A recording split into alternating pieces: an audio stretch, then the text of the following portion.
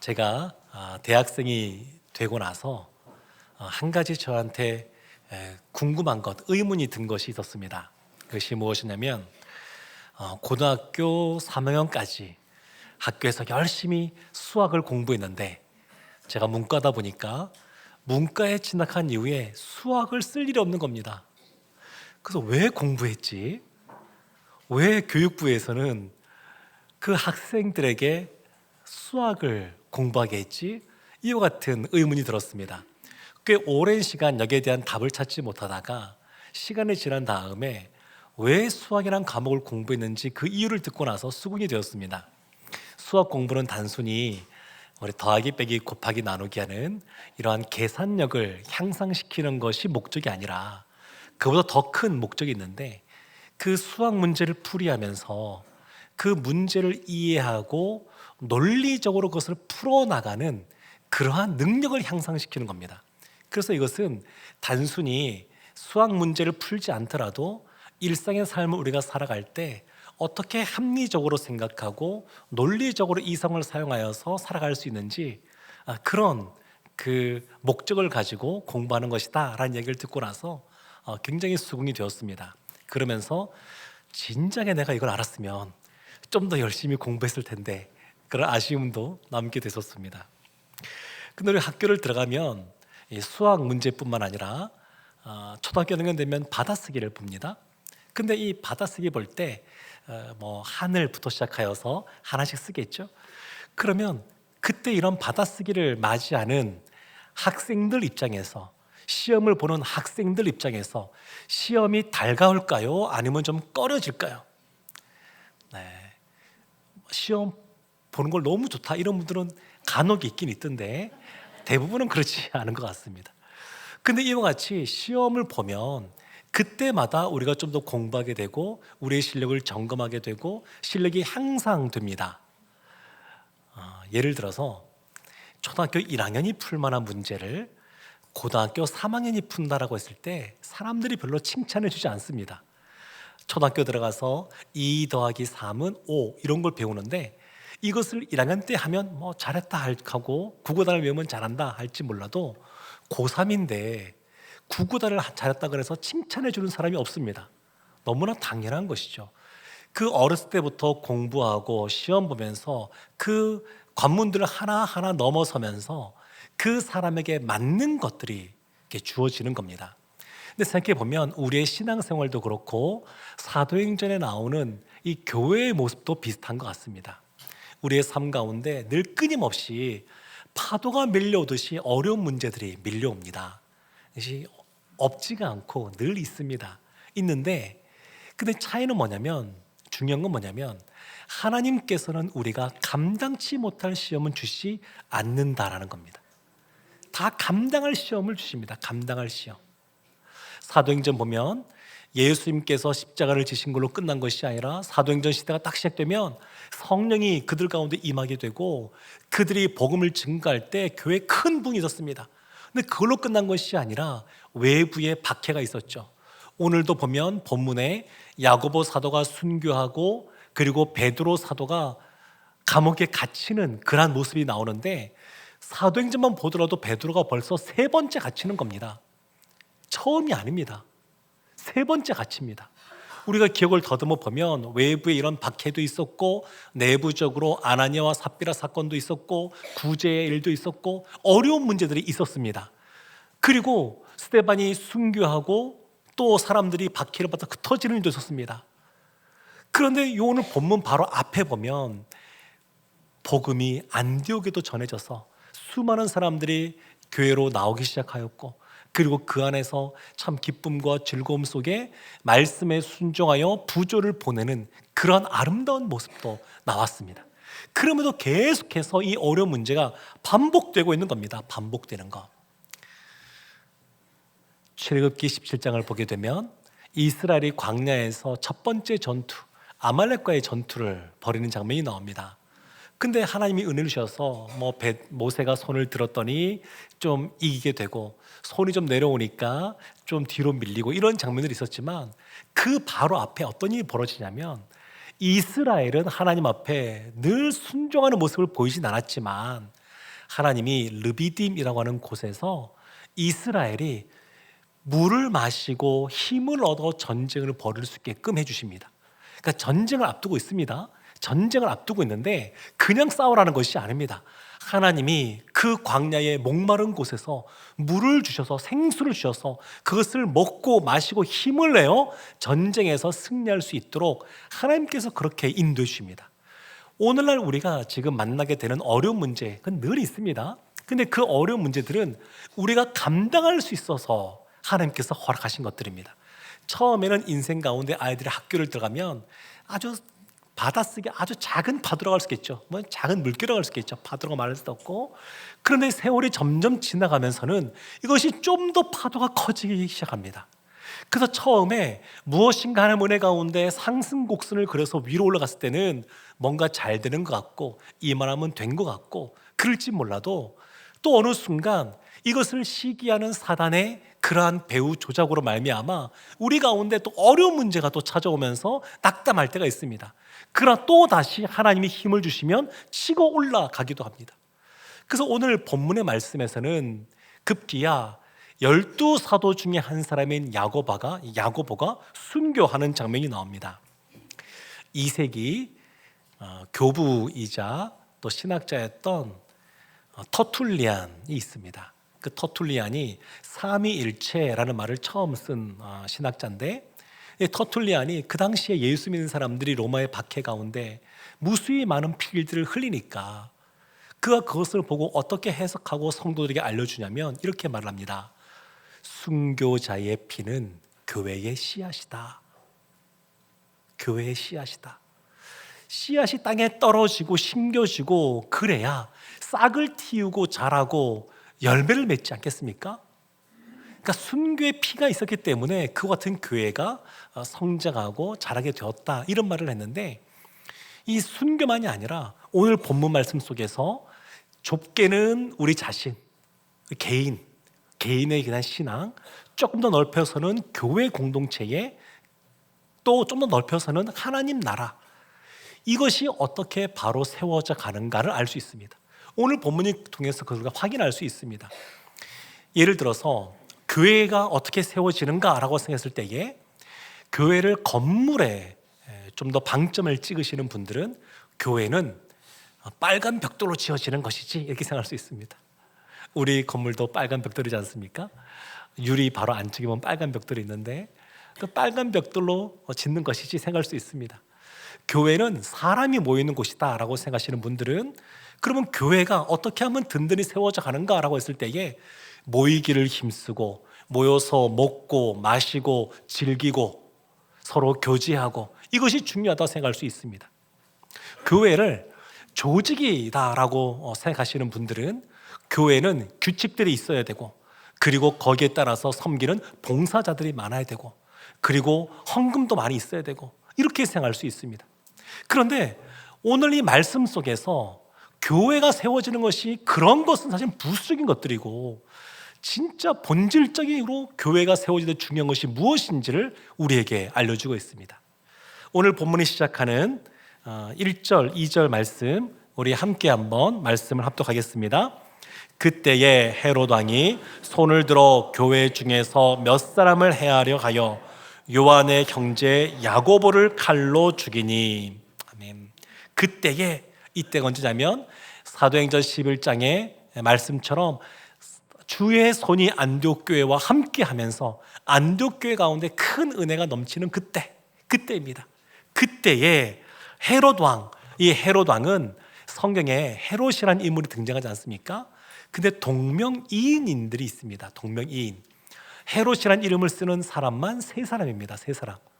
헤롯 왕입니다. 다 헤롯 왕.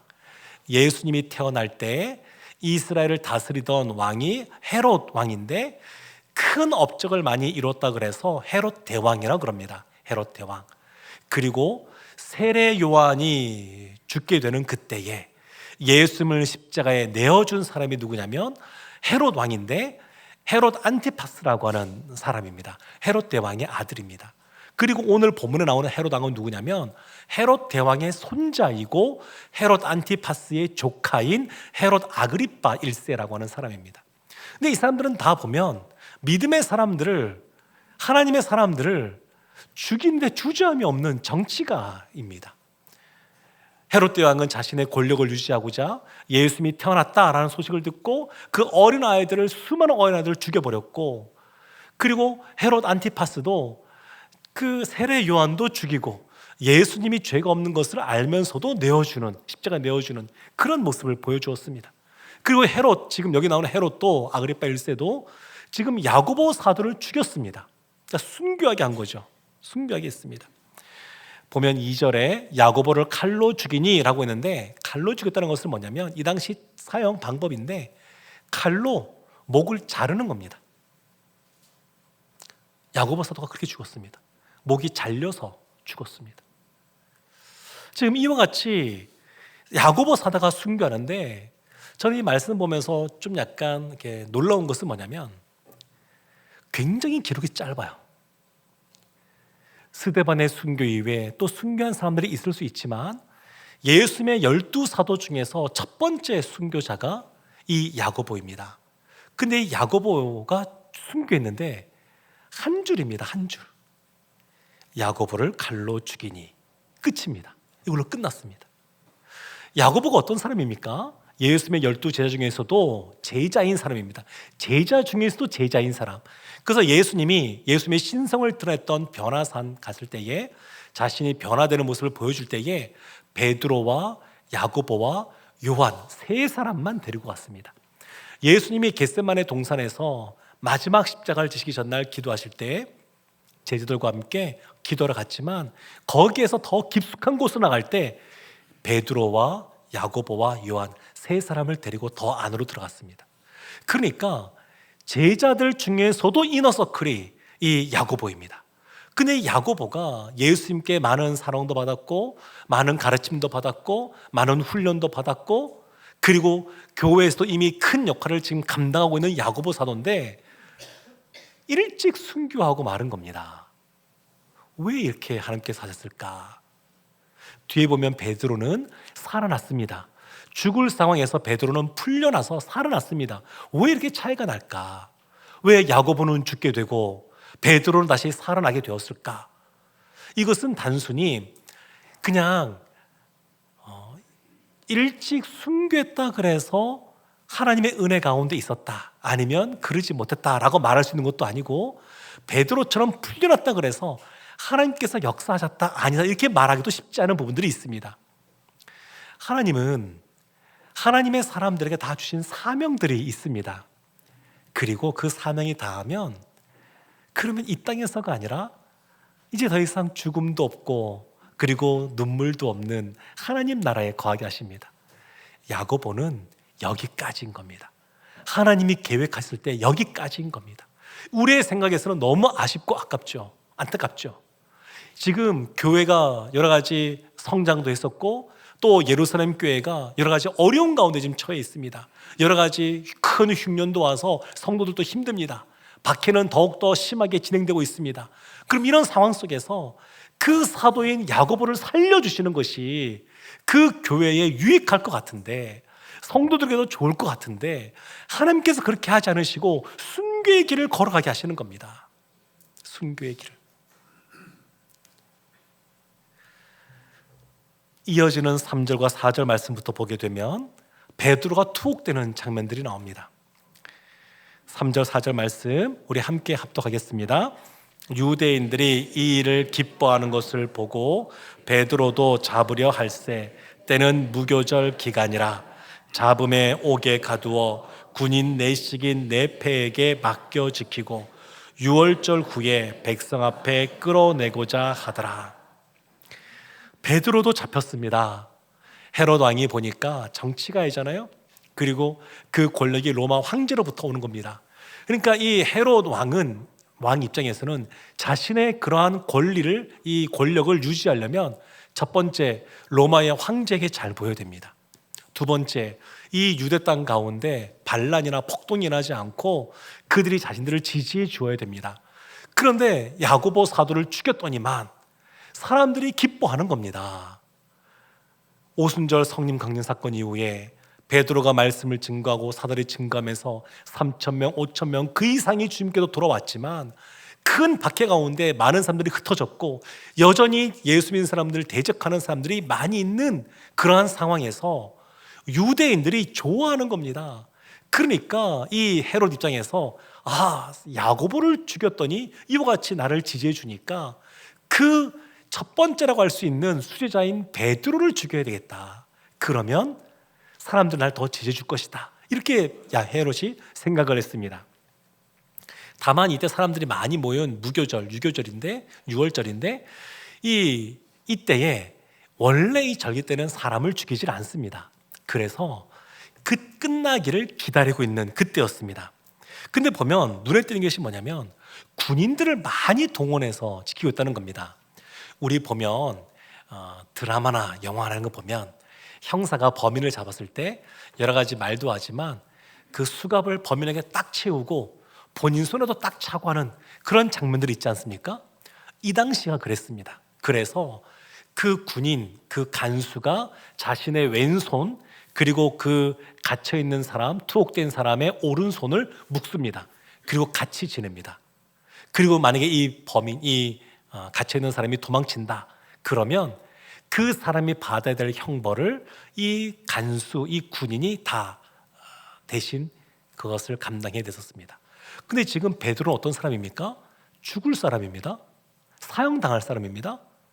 그러니까 이 군인들도 긴장하겠죠. 느슨하게 하는 것이 아닙니다. 이 사람이 만약 도망치면 자신이 죽어야 되는 상황입니다. 근데 전에 보면 사도행전 4장, 5장에 보면 베드로가 거기에 갇힌 적이 있었는데 5장에 보면 주의 천사가 찾아와서 옥문을 열어줍니다. 그래서 베드로가 풀려나서 성전에 가서 말씀을 증거하는 사건이 나옵니다. 그러니까 베드로는 옥에 갇혀 있어서도 풀려난 경험이 있습니다. 사람이 풀어준 것이 아니라 주의 천사가 옥문을 열고 갇힌 것을 풀어주고 그냥 그 밖으로 나오게 해주신 그러한 역사가 있습니다. 그러니까 헤롯이 이것을 알고 어떻게 하냐면 그전에는 한 사람만 묶었다 그러면 이제는 양손을 다 묶게 합니다. 양쪽 손에 두 군인이 같이 팔을 묶고 있습니다. 그것만 하는 것이 아니라 그 앞에 파수꾼을 세웁니다. 1차 파수대, 그 또 앞에 2차 파수대 같이 세웁니다. 그래서 4명씩 한 팀을 짜게 해서 16명이 돌아가면서 이 베드로를 지키는 겁니다. 이제 무교절이 끝나면 사형을 당할 그 베드로를 지키고 있습니다. 근데 결국 베드로가 풀려나게 되는데 베드로의 고백이 11절에 이렇게 나옵니다. 11절 말씀 우리 함께 합독하겠습니다. 이에 베드로가 정신이 들어 이르되 내가 이제야 참으로 주께서 그의 천사를 보내어 나를 헤롯의 손과 유대 백성의 모든 기대에서 벗어나게 하신 줄 알겠노라 하여. 아멘. 베드로가 사실은 풀려날 때 꿈인지 생신지 군간을 잘 못합니다. 이게 환상 가운데 벌어지는 것인지 잘 알지를 못합니다. 생각해 보십시오. 양쪽 옆에 두 사람이 차고 자신의 팔과 묶여 있습니다. 앞에 군인들이 서 있습니다. 그들이 그냥 느슨하게 있는 건 아닙니다. 두 눈 부릅뜨고 지키고 있습니다. 그런데 너무나 자연스럽게 풀어지고 그 파수꾼 앞을 지나가도 사람들이 뭐라고 제재도 안 하는 겁니다. 그러니까 베드로 입장에서는 이게 환상 중에 이게 벌어지는 건가 생각하다가 그것이 아니구나, 이게 현실이구나 깨닫고 나서 이 베드로 고백이 이제야 참으로 주께서 이와 같이 행하셨구나, 주께서 주의 사자를 보내서 이와 같은 일을 행하셨구나라는 것을 알고 고백하게 됩니다. 사랑하는 성도 여러분, 우리의 신앙이 어떻게 하면 견고하게 세워져 갈까요? 우리의 교회가 어떻게 하면 더욱더 든든하게 세워져 갈까요?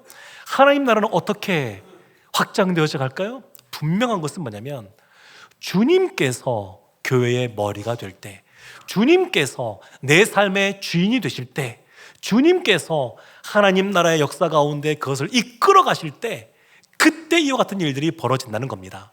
우리 생각에는 교회 건물도 크고 잘 지어지고 사람들도 많이 모이고 그 안에서 기쁘고 즐겁고 그리고 서로 봉사하면서 그 안에서 즐거움이 넘치면 교회가 든든히 설 것 같지만 아닙니다. 그렇지가 않습니다. 인간적으로 보면 그럴 것 같지만 하나님이 진정 바라시고 기뻐하시는 교회는 예수님이 머리 되시는 그러한 교회입니다. 우리가 이 세순교회에서 함께 신앙생활하고 있는데 우리가 우리 교회를 생각할 때 우리 교회 너무 좋죠. 이런 것도 좋은 겁니다. 나쁜 건 아닙니다. 그러나 이것이 너무 강해서 우리 교회, 내 교회가 너무 드러나게 되면 이 교회의 주인이 마치 내가 주인인 것처럼 여겨질 수가 있습니다. 교회는 주님께서 주인 되시는 곳입니다. 예수님이 머리 되시는 곳입니다. 그래서 교회가 든든히 서가려면 예수님의 머리 되심이 분명하게 도드라져야 됩니다. 이것이 중요합니다. 야고보가 순교하는 것도 베드로가 풀려나는 것도 주님께서 행하시고 있는 겁니다. 주님께서 그것을 인정하는 것이 필요합니다. 또 보면 중요한 것이 있는데 그러면 주님께서 머리 되시고 주님께서 인도하시니까 우리는 아무것도 할 것이 없는가? 그렇지가 않습니다. 우리가 삶을 살아가면서 우리의 힘으로 무엇인가 도저히 더 이상 할 것이 없을 때가 있습니다. 그때 사람들이 보이는 반응이 크게 두 가지로 나눠지게 되는데 하나는 절망하고 포기하는 겁니다. 안 되는구나. 내 힘으로 더 이상 할 수 없는 거구나. 그렇게 포기해버리고 말죠. 또 하나의 반응이 있습니다. 이것은 믿음이 있는 신앙인들의 모습인데 그 신앙인들은 그때 기도합니다. 기도해요. 아무것도 내가 할 수 있는 것이 없을 때 하나님께 기도합니다. 하나님께 기도하면 하나님께서 그때 일하시거든요. 그래서 이 교회가 기도하기 시작하는데 12장 5절 말씀 우리 합독하겠습니다. 이에 베드로는 옥에 갇혔고 교회는 그를 위하여 간절히 하나님께 기도하더라. 아멘. 교회는 그를 위하여 간절히 기도합니다. 기도는 간절히 하는 겁니다. 그냥 시간 때우듯이 형식적으로 하는 것도 아닙니다. 간절히 기도하는 겁니다. 그래서 금요 한마음 기도에 오시면 그때 기도할 때 간절하게 기도해야 됩니다. 부르짖어 기도하는 것이고 간절히 기도하는 겁니다. 여기서 간절한 단어가 어디에 또 쓰였냐면 예수님이 겟세마네 동산에서 기도할 때 쓰여졌습니다. 예수님이 간절히 기도하셨는데 땀방울이 핏방울이 되어 땅에 떨어지듯이 기도하는 것, 그게 간절한 기도입니다. 간절한 기도는 이와 같은 기도입니다. 땀방울이 핏방울이 되어 땅에 떨어지듯이 하는 기도, 교회가 베드로를 위하여 그렇게 간절하게 기도하고 있습니다. 그리고 나서 보면 이어지는 말씀 보면 참 이 베드로가 어떤 사람인지를 알 수 있는 내용이 나오는데 우리 6절 말씀 우리 함께 합독하겠습니다. 헤롯이 잡아내려고 하는 그 전날 밤에 베드로가 두 군인 틈에서 두 쇠사슬에 매여 누워 자는데 파수꾼들이 문 밖에서 옥을 지키더니 아멘. 이제 그 다음날 죽게 되는 그때 그 전날 밤 하나님이 역사하시는데 응답하시는데 이럴 때가 참 많이 있습니다. 일찍 미리미리 말씀해 주시고 응답해 주시면 좋을 텐데 그냥 마지막 순간까지 기다리고 계시다가 극적으로 응답하실 때가 참 많이 있습니다. 지금 베드로가 그런 상황입니다. 베드로가 두 군인 틈에서 두 쇠사슬에 묶여서 이게 있습니다. 그런데 베드로가 하는 게 뭐냐면 잠을 자는 겁니다. 베드로가 내일 본인이 사형장에 끌려가는 것을 알고 있습니다. 모르는 게 아닙니다. 지금 알고 있습니다. 야고보가 죽은 것처럼 본인도 지금 사형장에 끌려가는 것을 알고 있습니다. 우리 성도 여러분 같은 경우는 어떻게 반응할 것 같습니까? 내일 본인이 형장의 이슬로 사라지는 그런 상황이라 그러면 어떻게 그 밤을 보낼 것 같습니까? 뜬 눈으로 보내지 않겠습니까? 근데 베드로는 그렇지가 않습니다. 잡니다. 자요. 편안하게 자요. 깊은 잠을 잡니다. 베드로는 늘 기도하는 사람입니다.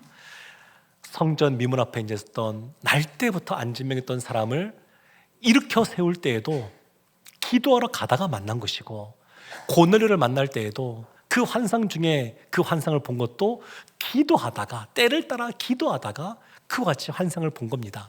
베드로는 기도하는 사람입니다. 우리가 기도한다 할 때 어떤 고난과 어려움이 닥칠 때에 기본적으로 본인이 기도하는 것이 필요합니다. 교회도 기도하지만 다른 사람도 기도하지만 본인이 기도하는 것이 필요합니다. 베드로는 기도를 안 했을 리가 없습니다. 뒤에 보면 사도 바울과 또 실라가 복음을 전하다가 옥에 갇히는 사건이 나오는데, 그 옥에 갇혔을 때에 그 사울과 빌라가 하는 것이 그거 아니겠습니까? 밤중에 하나님을 찬양하고 기도하는 모습을 보였습니다. 이 베드로도 그런 기도하는 시간을 가졌을 겁니다. 그러고 나서 평안하게 자고 있습니다. 이 평안하게 자는 모습 보면 연상되는 분이 계십니다. 복음서에 나오는데 예수님과 제자들이 배를 타고 갈릴리 바다를 쫙 지나갈 때입니다. 근데 그때 때마침 파도가 높게 치기 시작하고 바람이 세게 불기 시작합니다. 큰 풍랑이 찾아왔습니다. 그래서 이 어부들은 원래 프로 아니겠습니까? 배 젓는데 프로인 사람들인데, 그 어부들이 있는 그 배인데 물이 계속 들어오고, 그리고 배가 가라앉을 지경입니다. 죽을 지경이 되었습니다. 그래서 이 제자들이 예수님을 막 흔들면서 말하죠. 예수님, 우리가 죽게 되었습니다. 예수님이 그때 주무시고 계셨습니다. 왜 주무셨을까요? 피곤하니까 주무셨겠죠. 근데 그거보다 더 중요한 거 있습니다. 아무리 피곤해도 배에 물이 들어와서 몸에 막 물이 잠기는데, 그런데도 불구하고 주무시고 계신 겁니다. 예수님은 이 세상의 자연, 이 풍랑이, 큰 풍랑이 우리의 생명을 어찌할 수 없다는 것을 알고 계셨습니다. 생명은 하나님께 달려 있습니다. 하나님 손에 달린 것을 아니까 예수님 마음에 평안하고 잠을 자는 겁니다. 베드로가 예수님과 같이 다니고 성령 충만한 다음에 사역들을 감당하면서 믿음이 더욱더 담대해지고 커졌습니다. 그래서 본인이 내일 죽게 되는 상황이라 그래도, 본인이 죽게 되면 하나님께서 나를 여기까지 인도하신 것이구나 생각하고 평안합니다. 하나님께서 살려주신다 그래도 그 이외에도 하나님께서 인도하실 것을 알기에 평안합니다. 현실의 삶 속에 고난이 없는 것은 아닌데 마음은 늘 평안합니다. 고요합니다. 그러니까 잠을 자는 겁니다. 잠을 자요. 바울이 로마서 14장 8절에서 이렇게 말합니다. 우리가 살아도 주를 위하여 살고 죽어도 주를 위하여 죽나니 그러므로 사나 죽으나 우리가 주의 것이로다. 베드로가 알고 있는 겁니다. 바울처럼 알고 있습니다. 내가 사는 것도 주를 위해, 죽는 것도 주를 위해, 사나 죽으나 주를 위해 사는 것이라는 것을 알고 있습니다. 그러니까 사람들이 가장 두려워하는 죽음의 문제에 있어서도 평온한 겁니다. 평온합니다. 이어지는 7절 말씀에 보면 이런 말씀이 나옵니다. 호련히 주의 사자가 나타나매 옥중의 광채가 빛나며 또 베드로의 옆구리를 쳐 깨워 이르되 급히 일어나라 하니 쇠사슬이 그 손에서 벗어지더라. 베드로의 옆구리를 쳐 깨웠습니다. 얼마나 숙면을 취하고 있으면 막 쳐서 깨웠습니다. 사랑하는 성도 여러분, 기도하는 사람, 주님을 신뢰하기에 기도하는 것이고, 주님을 신뢰하며 기도하는 사람은 그 마음에 평안이 있습니다. 베드로가 그것을 누리고 있습니다. 그리고 베드로가 풀려났습니다. 오늘 본문 마지막인 12절 말씀에 그곳에서 풀려난 다음에 교회가 무엇을 했는지가 기록되어 있는데, 우리 12절 말씀 함께 합독하겠습니다. 깨닫고 마가라 하는 요한의 어머니 마리아의 집에 가니 여러 사람이 거기에 모여 기도하고 있더라. 아멘. 여러 사람이 계속해서 기도하고 있습니다. 하나님이 기도를 들으신 겁니다. 근데 한 가지 이런 생각을 볼 수 있죠. 베드로가 이미 기도의 응답을 받아서 풀려났습니다. 근데 그것도 모르고 사람들이 계속 기도하고 있습니다. 그러면 베드로가 풀려나는 기도 응답을 받은 다음에 그것을 잘 모르고 계속해서 기도하는 이 기도는 아무 의미가 없는 기도일까요? 헛된 기도일까요? 그렇지가 않습니다. 하나님께서는 이 모든 것을 다 아십니다. 이것을 다 아시고 이 기도까지 다 받으시는 겁니다. 우리 생각에 이들이 야고보가 죽을 상황에 처했을 때 기도했을까요? 기도 안 했을까요? 기도했겠죠. 기도하는 공동체니까. 그런데 그들이 기도했는데 야고보는 죽게 되고 베드로는 살아났습니다. 그러면 우리가 이것을 알고, 야고보는 죽을 사람이니까 기도하지 말고 베드로는 살 사람이니까 기도해야지, 이렇게 할 수 있을까요? 아니면 야고보가 죽지 않도록 기도했는데 그러면 이 야고보가 죽지 않도록 기도한 것은 아무 의미가 없는 것일까요? 이것도 그렇지가 않습니다. 하나님이 다 아십니다. 하나님의 뜻이 어디에 있는지 우리가 잘 몰라도 우리가 해야 될 것이 있는데 그것은 간절히 기도하는 겁니다. 하나님의 뜻을 다 몰라도 괜찮습니다. 하나님께서는 우리를 인도해 가실 때에 우리가 모든 것을 다 깨닫고 알고 기도하고 순종할 때도 있지만 대부분의 경우에는 잘 알지 못함에도 불구하고 하나님을 신뢰하기에 말씀에 순종하며 나아가는 것을 원하십니다. 기도가 그렇습니다. 다 알지 못하고 이루어질지 안 올지 잘 모른단다 할지라도 우리가 해야 될 모습은 간절히 기도하는 겁니다. 하나님을 신뢰하고 기도하는 겁니다. 여기 보면 주보가 있는데요. 주보가 종이로 되어 있죠. 근데 주보를 이렇게 보시면 별로 힘이 없습니다. 이게 세 겹으로 되어 있는 빳빳한 종임에도 불구하고 생각보다 힘이 없습니다. 그래서 사람이 힘을 주면 쉽게 구겨지고요, 찢어지고 그렇습니다. 그런데 이 종이가 만약에 옆에 이 단단한 벽에 붙어 있다고 생각해 보십시오. 쉽게 찢어질까요? 아닙니다. 안 찢어집니다. 그러니까 이 종이 자체로 보면 우리처럼 비슷합니다. 우리 한 사람 한 사람 보면 대단한 것 같지만 사실은 연약함들이 너무 많은 사람들입니다. 우리 혼자고 생각하면 별로 힘이 없어요.